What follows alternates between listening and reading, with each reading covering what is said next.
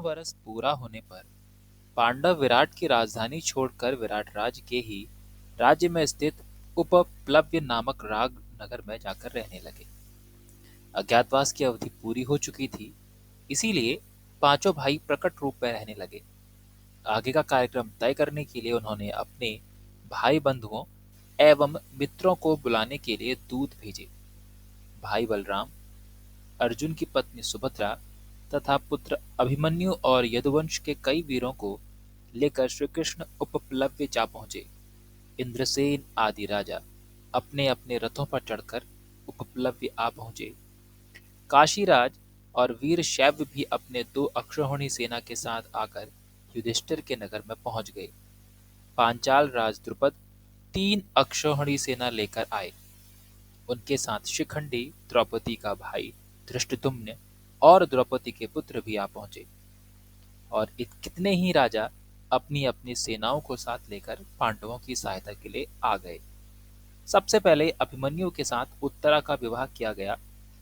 इसके बाद विराट राज की सभा भवन में सभी आगंतुक राजा मंत्रणा के लिए इकट्ठा हुए। विराट के पास श्री कृष्ण और युधिष्ठिर बैठे, द्रुपद के पास बलराम और सात्यकी और भी कितने ही प्रतापी राजा सभा में विराजमान थे।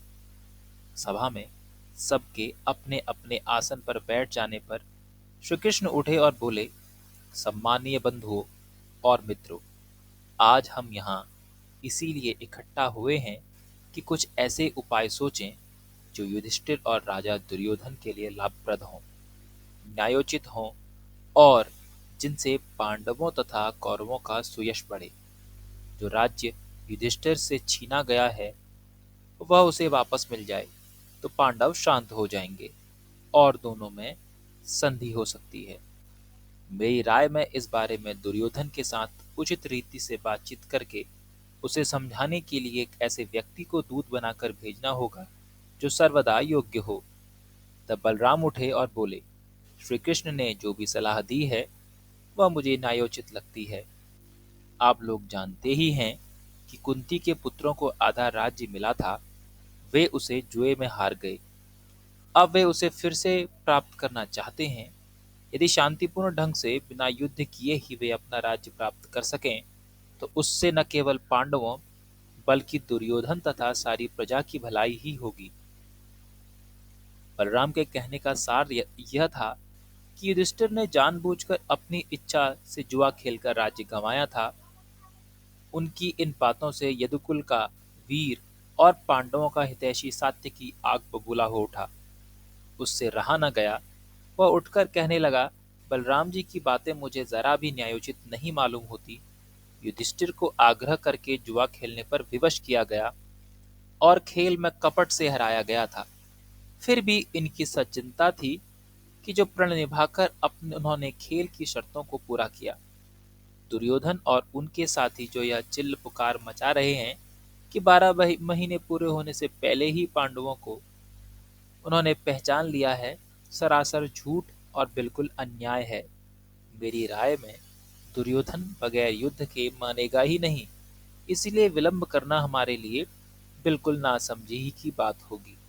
सात्यकी की इन दृढ़तापूर्ण और जोरदार बातों से राजा द्रुपद बड़े खुश हुए। वह उठे और बोले, सात्यकी ने जो कहा वह बिल्कुल सही है।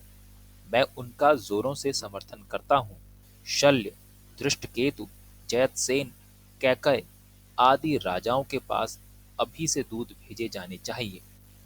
इसका मतलब यह नहीं कि सुलह का प्रयत्न ही न किया जाए, बल्कि मेरी राय में तो राजा धृतराष्ट्र के पास अभी से कोई सुयोग्य व्यक्ति को दूत बनाकर भेजना बहुत जरूरी है। राजा द्रुपद के कह चुकने के बाद श्री कृष्ण उठे और बोले, सजनों, पांचाल राज ने जो भी सलाह दी है वह बिल्कुल ठीक है। भैया बलराम जी और मुझ पर कौरवों का जितना हक है उतना ही पांडवों का भी। हम यहाँ किसी का पक्षपात करने नहीं बल्कि उत्तरा के विवाह में शामिल होने के लिए आए हैं। हम अब अपने स्थान पर वापस चले जाएंगे। द्रुपद की ओर देखकर, द्रुपद राज, आप सभी राजाओं में श्रेष्ठ हैं, बुद्धि एवं आयु में भी बड़े हैं। हमारे लिए तो आप आचार्य के समान हैं। धृतराष्ट्र भी आपकी बड़ी इज्जत करते हैं। द्रोण और कृपाचार्य तो आपके लड़कपन के साथी हैं। इसीलिए उचित तो यही होगा कि जो कुछ दूत को समझाना बुझाना हो वह आप ही समझा दें और उन्हें हस्तिनापुर भेज दें। यदि इसके बाद दुर्योधन न्यायोचित रूप से संधि के लिए तैयार न हो तो हम सब लोग सब तरह से तैयार हो जाएं और हमें भी कहला भेजें। यह निश्चय हो जाने के बाद श्री कृष्ण अपने साथियों सहित द्वारका लौट गए।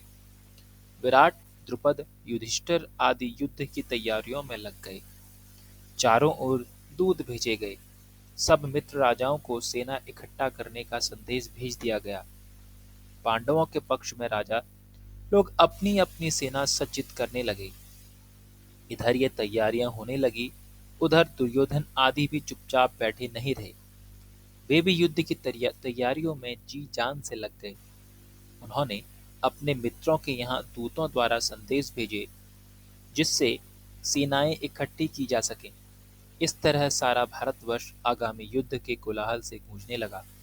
शांति चर्चा के लिए हस्तिनापुर को दूत भेजने के बाद पांडव और उनके मित्र राजागण जोर जोरों से युद्ध की तैयारियों में जुट गए। श्री कृष्ण के पास अर्जुन स्वयं पहुंचा। इधर दुर्योधन को भी इस बात की खबर मिल गई कि उत्तरा के विवाह से निवृत्त होकर श्री कृष्ण द्वारका लौट गए हैं, सो वह भी द्वारका को रवाना हो गया। संयोग की बात है कि जिस दिन अर्जुन द्वारका पहुंचा, ठीक उसी दिन दुर्योधन भी वहां पहुंचा। श्री कृष्ण के भवन में भी दोनों एक साथ ही प्रविष्ट हुए। श्री कृष्ण उस समय आराम कर रहे थे। अर्जुन और दुर्योधन दोनों को ही अपने उनके निकट संबंधी थे, इसीलिए दोनों ही बेखटक शयनागार में चले गए। दुर्योधन आगे था, अर्जुन जरा पीछे। कमरे में प्रवेश कर दुर्योधन श्री कृष्ण के सिरहाने पर एक ऊंचे आसन पर जा बैठा। अर्जुन श्री कृष्ण के पैताने ही हाथ जोड़े खड़ा रहा। श्री कृष्ण की नींद खुली तो उन्होंने अपने सामने अर्जुन को खड़े देखा। उन्होंने उठकर उसका स्वागत किया और कुशल पूछी। बाद में घूमकर आसन पर बैठे दुर्योधन को देखा तो उसका भी स्वागत किया और कुशल समाचार पूछे। उसके बाद दोनों के आने का कारण पूछा। दुर्योधन जल्दी से बोला, श्री कृष्ण, ऐसा मालूम होता है कि हमारे और पांडवों के बीच जल्दी ही युद्ध छिड़ेगा। यदि ऐसा हुआ तो मैं आपसे प्रार्थना करने आया हूँ कि आप मेरी सहायता करें। सामान्यतः यह नियम है कि जो पहले आए उसका काम पहले हो। आप विद्वजनों में श्रेष्ठ हैं, आप सबके पथ प्रदर्शक हैं, अतः बड़ों को चलाई हुई प्रथा पर पहले मेरी सहायता करें। यह सुनकर श्री कृष्ण बोले, राजन, आप पहले पहुंचे जरूर, लेकिन मैंने तो पहले अर्जुन को ही देखा। मेरी निगाह में तो दोनों ही बराबर हैं। इसीलिए कर्तव्य भाव से मैं दोनों को ही समान रूप से सहायता करूंगा। पूर्वजों की चलाई हुई प्रथा यह है कि जो आयु में छोटा हो उसी को पहले पुरस्कार देना चाहिए। अर्जुन आपसे आयु में छोटा है, इसीलिए मैं उसे पहले पूछता हूँ कि वह क्या चाहता है। अर्जुन की तरफ मुड़कर श्री कृष्ण बोले, पार्थ सुनो, मेरे वंश के लोग नारायण कहलाते हैं। वे बड़े साहसी और वीर भी हैं। उनकी एक भारी सेना इकट्ठा की जा सकती है। मेरी यह सेना एक तरफ होगी और दूसरी तरफ मैं अकेला रहूंगा। मेरी प्रतिज्ञा यह भी है कि युद्ध में न तो हथियार उठाऊंगा और न ही लड़ूंगा। तुम भली भांति सोच लो, तब निर्णय करो। इन दो में से जो पसंद हो वह ले लो। बिना किसी हिचकिचाहट के अर्जुन बोला, आप शस्त्र उठाएं या ना उठाएं, आप चाहें लड़ें या ना लड़ें, मैं तो आपको ही चाहता हूं। दुर्योधन के आनंद की सीमा न रही। वह सोचने लगा, अर्जुन ने खूब धोखा खाया और श्री कृष्ण भी वह लाखों वीर वाली भारी भरकम सेना सहज में ही उसके हाथों में आ गई। यह सोचता हुआ, हर्ष से फूला न समाता हुआ दुर्योधन बलराम जी के यहाँ पहुंचा। उनको सारा हाल कह सुनाया। बलराम जी दुर्योधन की बातें सुनकर बोले, दुर्योधन, मालूम होता है कि उत्तरा के विवाह के अवसर पर मैंने जो कुछ कहा था उसकी खबर तुम्हें मिल गई। कृष्ण से भी मैंने कई बार तुम्हारी बात छेड़ी और उसको समझाता रहा। कौरव और पांडव दोनों ही हमारे बराबर के संबंधी हैं, किंतु कृष्ण मेरी सुने तब ना। मैंने निश्चय कर लिया है कि कि मैं युद्ध में तटस्थ रहूंगा, क्योंकि जिधर कृष्ण ना हो उस तरफ मेरा रहना ठीक नहीं, और अर्जुन की सहायता मैं करूंगा नहीं। इस कारण मैं अब तुम्हारी भी सहायता करने योग्य नहीं रहा। मेरा तटस्थ रहना ही ठीक होगा। हस्तिनापुर को लौटते हुए दुर्योधन का दिल बल्लियों उछल रहा था। वह सोच रहा था कि अर्जुन बड़ा बुद्धू बना। द्वारका की इतनी बड़ी सेना अब मेरी हो गई, और बलराम जी का स्नेह तो मुझ पर ही है। श्री कृष्ण भी निशस्त्र और सेना विहीन हो गए। यही सोचते विचारते दुर्योधन खुशी खुशी अपने राजधानी में आ पहुंचा।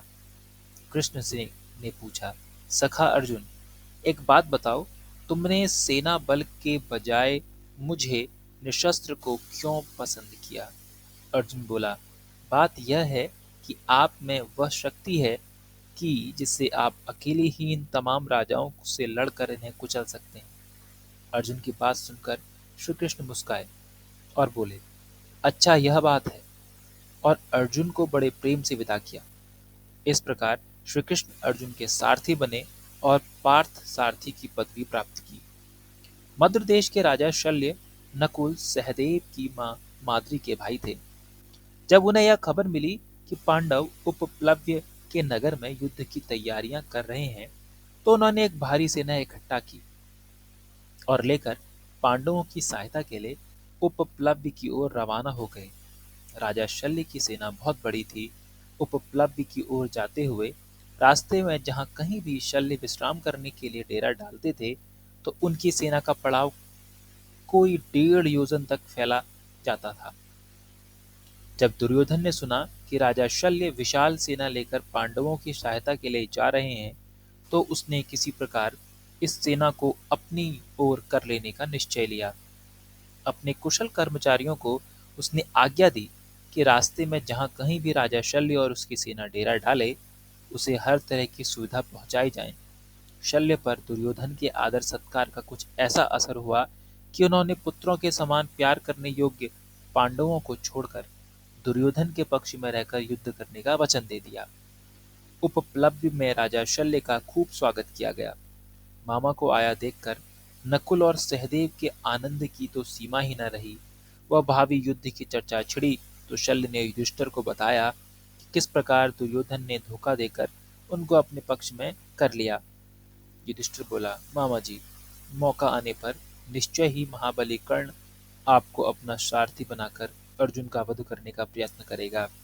मैं यह जानना चाहता हूँ कि उस समय आप अर्जुन की मृत्यु का कारण बनेंगे या अर्जुन की रक्षा का प्रयत्न करेंगे। मैं यह पूछकर आपको असमंजस में नहीं डालना चाहता था, पर फिर भी पूछने का मन हो गया। मद्रराज ने कहा, बेटा युधिष्ठिर, मैं धोखे में आकर दुर्योधन को वचन दे बैठा, इसीलिए युद्ध तो मुझे उसकी ओर से ही लड़ना होगा। पर एक बात बताए देता हूँ कि कर्ण मुझे सारथी बनाएगा तो अर्जुन के प्राणों की रक्षा ही होगी। उपप्लव्य में महाराज युधिष्ठिर और द्रौपदी और मद्रराज शल्य ने दिलासा दिया और कहा, जीत उन्हीं की होती है जो धीरज से काम लेते हैं। युधिष्ठिर, कर्ण और दुर्योधन की बुद्धि फिर गई है। अपनी दुष्टता के फलस्वरूप निश्चय ही उनका सर्वनाश होकर रहेगा।